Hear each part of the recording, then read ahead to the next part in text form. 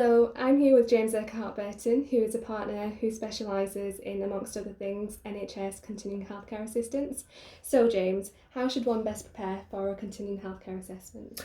Well, I think the first thing to establish is whether or not you are having an NHS checklist completed first before a decision support tool. So this is the two-stage element to the assessment. The NHS checklist is a screening tool.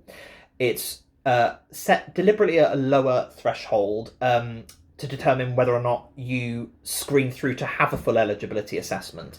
The decision support tool follows a similar process but is more detailed. I'll pop some links at the bottom of the video so that anyone who's watching can have a look at the difference between those two. So I'd always advise A, finding out which is being done, and B, familiarising yourself with that, and perhaps even in terms of the levels of need. So for instance, if you think your loved one has a high level of need in mobility, have a think about why, maybe make some notes, maybe take the document in with you. A couple of other things to mention. The assessors are always interested in family perspectives, so having a think about what you want to say about your loved one's needs. It isn't necessarily always a case of knowing specifically what needs the carers are addressing, more what your experience is. So have the care home called to tell you about mum's behaviour or something that she did that placed her at risk.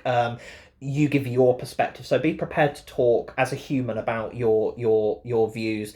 The other thing you can do, particularly if you're thinking about having someone like a solicitor represent you at the assessment as an advocate, it might be worth thinking about asking the care home for copies of care home records. So that would be things like care plans, daily records, risk assessments, in order that you can see exactly what the carers are doing to meet need. And so if there is any question in the meeting about whether or not mum is suffering with a pressure sore and what care's involved with that, for example, hopefully the evidence contained within the record should be able to help you with that. And it's always good to prepare and know what you're going in for. And if you have a professional represent you at the meeting, most professionals would want to have sight of that in order to present your case properly. Perfect, thank you very much. Simple.